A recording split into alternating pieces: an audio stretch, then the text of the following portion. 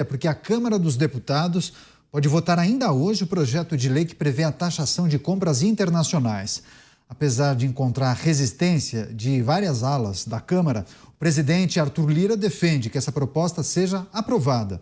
Temendo uma queda na popularidade do governo, o presidente Lula indicou que pode vetar esse trecho sobre a taxação. Porém, as negociações devem acontecer até a apreciação e votação desse texto. Vamos girar com os nossos comentaristas. Mota, a gente tem observado manifestações bem distintas de parlamentares e grupos de deputados, especialmente em relação a essa temática, a taxação de produtos até $50. Enfim, o que é preciso considerar, porque eu tenho observado também manifestação de empresários falando em concorrência desleal. O que é preciso a gente trazer para refletir com o nosso público? Bom, primeiro, aquela observação óbvia, né, que se o produto estrangeiro tem uma vantagem sobre o produto nacional porque paga menos imposto, o caminho certo é reduzir o imposto aqui dentro, não aumentar o imposto sobre o que vem de fora. E eu achei curioso saber que o governo está reconsiderando, temendo uma queda na popularidade. Eu vou personalizar, vou impersonar aqui o Cristiano Beraldo. Jura que vocês estão preocupados com isso? Não, fala sério. Olha, o Datamota faz uma pesquisa permanente nas ruas. Semana passada eu tive o privilégio de ir a São Paulo, fui a Campinas, fui receber um diploma do mérito jornalista e recebi também uma medalha da Sociedade dos Veteranos de 1932, a medalha MMDC.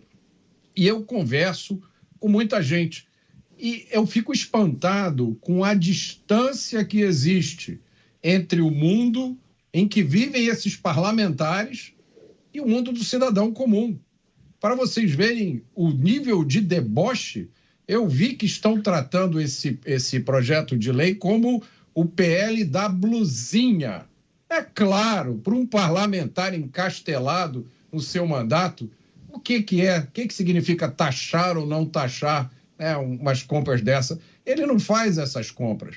Quem faz essas compras são as pessoas de menor poder aquisitivo.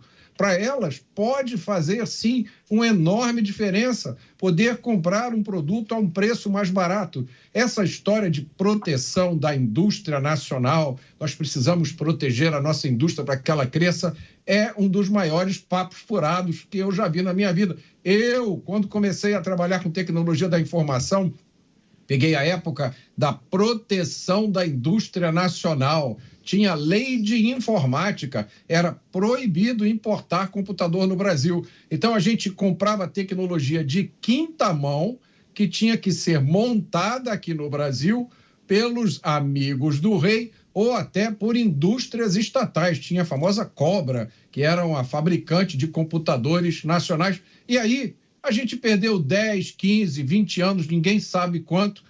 Por isso, a Coreia ultrapassou a produtividade brasileira na década de 1980. A gente fica discutindo os mesmos assuntos, como se estivéssemos congelados no tempo. Então, esse projeto é um absurdo. E o pior de tudo é o nome. Eu fui ver lá, o nome do programa é Mover. E isso significa mobilidade verde e inovação. Eu só queria saber em que lugar são fabricados esses nomes maravilhosos que não tem nada a ver com a essência dos projetos. Pois é, na verdade o projeto trata de outra coisa, eles colocaram essa matéria lá dentro como um jabuti. Agora, Dávila, qual é a questão mais sensível nesse debate? Você tem contato muito próximo com empresários, com industriais, enfim, imagino que eles devem ter trazido algum tipo de reflexão sobre isso. Muitos deles entendem que trata-se de uma concorrência desleal, né? Então, como os parlamentares devem decidir esse desafio? Olha, num país onde nós temos uma das economias mais fechadas do mundo, todo mundo acha que tem direito a um feudo de privilégio, seja o subsídio do governo, seja a proteção de mercado. E o Mota acabou de lembrar aqui um exemplo interessante da Coreia. Em 1970, a renda per capita da Coreia era 1/3 da renda per capita do Brasil. Hoje, a renda per capita da Coreia é 3 vezes maior que a do Brasil. O que aconteceu? O Brasil manteve-se uma economia fechada, protecionista, a nossa indústria perdeu competitividade, perdeu produtividade para a indústria coreana e para de outros países emergentes, e nós estamos sempre, hoje, empobrecendo cada vez mais, porque nós temos uma economia fechada. Então, o que o Brasil tem que fazer?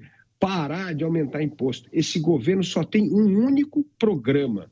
O programa de governo resume-se a um único item: aumentar a arrecadação a qualquer custo. Onde puder meter a mão no bolso do brasileiro e arrancar mais imposto, taxa, DPVAT, imposto sobre produtos de $50, qualquer coisa vai se taxar. E não é que vai taxar para melhorar o serviço público da educação, para melhorar a saúde, a segurança pública que nós estamos falando, não. Vai taxar para sustentar uma máquina do Estado absolutamente ineficiente. Uma máquina que hoje drena 13% do PIB só para pagar benefício, super salário. É uma coisa inacreditável. O Brasil hoje... Olha, isso é uma matéria muito interessante na Folha de São Paulo mostrando isso, né? O que é o Estado ineficiente? O Brasil tem recorde de arrecadação dos países emergentes. Nós hoje... arrancamos do bolso da sociedade que produz 35% do PIB e nós temos um dos piores IDHs, ou seja, mostra que arrancamos dinheiro do bolso do brasileiro e isso não se torna serviço público de qualidade. E daí o IDH, o Índice de Desenvolvimento Humano, um dos piores que nós temos de um país que tem um PIB do tamanho do Brasil. É uma vergonha. Nós temos de penalizar. E aí...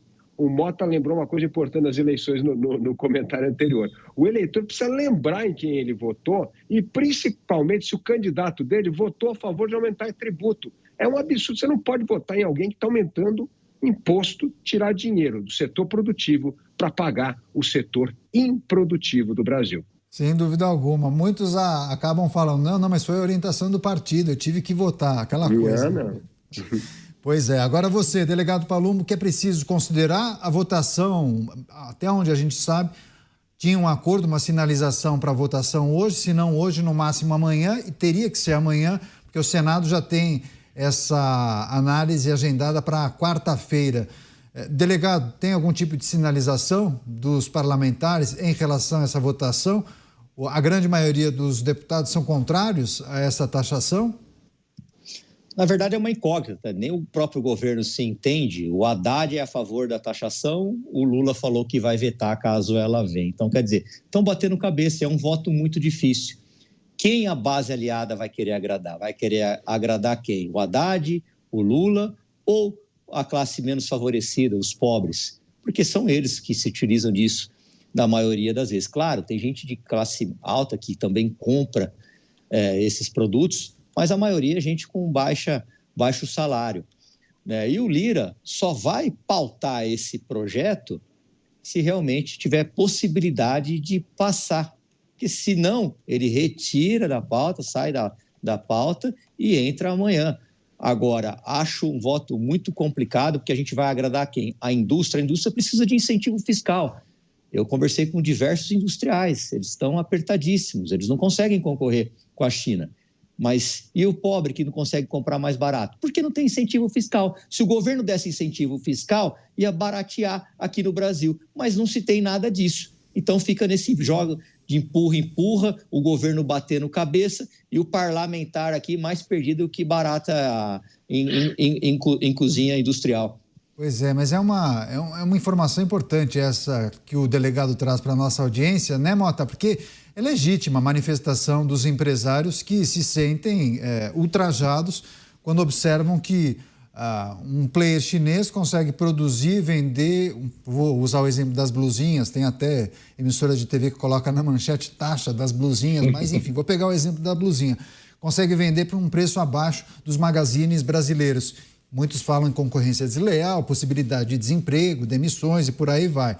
Agora, quando a gente fala desse tipo de problema específico, claro que é um problema muito maior quando a gente olha para o sistema tributário brasileiro. Aprovamos uma reforma da Previdência. Em breve, 2 grupos de trabalho no Congresso Nacional vão debater e tratar das questões para regulamentar a reforma tributária. Agora, essa reforma tributária vai resolver alguma coisa? Teremos impostos mais em conta, Mota? Não, estão falando no maior IVA do mundo, poxa. É muito difícil a gente imaginar um cenário onde isso vai dar certo, Caniato. Mas não vamos ser pessimistas. Vamos aproveitar essa oportunidade para lembrar duas coisas importantes. Primeiro, como o Dávila falou, e como foi dito por Adam Smith, se eu não me engano, em 1789, no seu livro A Riqueza das Nações, a maior fonte de riqueza para todo mundo é o comércio, inclusive o comércio exterior. Então, o Brasil tem que fazer aquelas coisas em que o Brasil faz bem, nas quais ele é competitivo, e comprar de fora aquelas coisas nas quais ele não é competitivo. É lógico que isso significa que alguns setores da economia vão deixar de existir, outros vão surgir e vão crescer. É assim que se cria a riqueza das nações. Então, qualquer medida protecionista, qualquer medida de privilegiar esse ou aquele segmento, é sempre uma medida que vai contra o interesse da maioria da população. O segundo aspecto, que é muito importante a gente sempre lembrar aqui, é o seguinte: se você não sabe para onde você quer ir, nenhum caminho serve. Ou seja, se você tem as ideias erradas, os conceitos errados, você jamais vai chegar no desenvolvimento, na prosperidade, na riqueza.